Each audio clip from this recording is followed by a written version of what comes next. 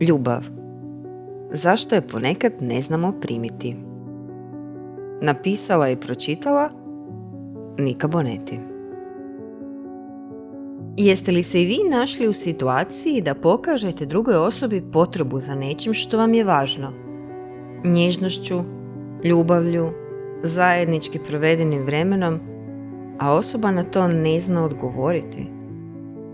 Kao da to ne zna primiti ili kanalizirati, pa to jednostavno izignorira. Ili se zbuni, ne zna šta bi odgovorila, postaje tjeskobna, povlači se, lupa vratima i ljuti se. Osjećate da tražite nešto sasvim prirodno, bliskost, a druga osoba reagira kao da je to nešto krivo ili da je previše. Što ako problem nije u tome da tražite previše, nego u tome što druga osoba ne zna što učiniti u toj situaciji, kako primiti i kako dati ljubav? Kome je previše, a tko ne zna šta bi? Mnogi ljudi odrastu s uvjerenjima i emocionalnim obrascima koji nisu svjesno izabrani, nego naučeni. Ako naši roditelji nisu znali pokazivati ljubav na način koji dijete može razumjeti i osjetiti, dijete ne razvija načine kako prepoznati ljubav. Ne zna kako ona izgleda, kako zvuči, kako se prima, ni kako se vraća. Kasnije u životu takva osoba može ući u odnos koji je na kognitivnoj razini dobar. Partner je pažljiv, govori lijepe riječi, pokazuje interes. Ipak nešto ne sjeda. Pohvale se ne doživljavaju, nježnost može izazvati nelagodu, a izrazi ljubavi prolaze kao da nisu upućeni njoj. Ne zato što ljubavi nema, nego zato što je neprepoznata. U tom trenutku nastaje tihi raskol. Jedna osoba daje i ne osjeća se prihvaćeno. Druga osoba prima, ali ni ne zna da prima, pa nema ni potvrde ni povratne informacije. Rezultat je da su oboje frustrirani, da se počinju povlačiti, javlja se osjećaj odbacivanja, pa i emocionalne drame koje često završavaju razočaranjem ili odlaskom. Logoterapijski pogled na primanje ljubavi. Logoterapijski pogled ovdje ide u jednom vrlo jasnom smjeru. Fokus maknuti s pitanja zašto se ovo događa, na što ovo od mene traži, kao osobe koja bira svoj odnos prema toj situaciji. U duhu logoterapije ključ nije samo razumjeti dinamiku. Tko daje, tko se povlači, zašto se sve to događa ili što se točno dogodilo u prošlosti kao uzrok ovoj dinamici. Nego je ključ pronaći smisao i odgovornost unutar vlastite pozicije.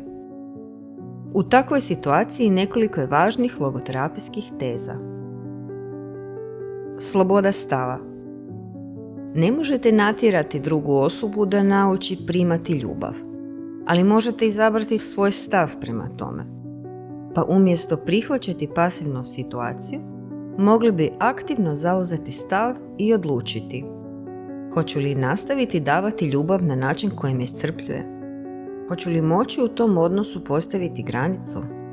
Mogu li prihvatiti realnost odnosa kakva ona jest ili ću se povući? Razlikovati ljubav i neke druge nezadovoljene potrebe. Logoterapija vidi ljubav kao usmjerenost prema drugom biću, ali nikada kao gubitak sebe. Važno pitanje moglo bi biti: tko sam ja u tom odnosu i da li djelujem iz slobode ili iz potrebe da mi nešto bude potvrđeno? Jer onog trenutka kada ljubav prestane biti susret dvoje ljudi, postaje sredstvo zadovoljenja nezadovoljene potrebe, gubi svoju autentičnost i počinje rađati frustraciju. Prepoznati smisao u frustraciji. Osjećaj da ljubav ne nalazi put natrag nije samo bol. To je informacija. Možda spoznaja o različitim vrijednostima u životu, možda o različitim kapacitetima za bliskost, a možda o vlastitom problemu da biram svaki puta ispočetka ostajati u odnosu u kojem nema reciprociteta. Mogli bi se zapitati, što me ova bol poziva da promijenim, razumijem ili preuzmem kao svoju odgovornost? Postaviti granice kao čin smisla, a ne odbacivanja. Postaviti granice nije suprotno ljubavi. Ponekad je to jedini način da ljubav ostane dostojanstvena. Možete voljeti osobu i istovremeno shvatiti da to nije odnos u kojem možete živjeti svoje životne vrijednosti. Možete ponuditi pomoć i učiniti najbolje što možete, ali ne možete učiniti napredak umjesto nekog drugog. Viktor Frankl je bio jasan. Patnja sama po sebi nikada nije smisao. Neke situacije traže promjenu, a ne podnošenje. Jer smisao odnosa ne leži samo u tome koliko volimo, nego i u tome gdje i kako biramo tu ljubav živjeti. Ponekad je to teško prepoznati, ali ima ljudi koji vam u tome mogu pomoći.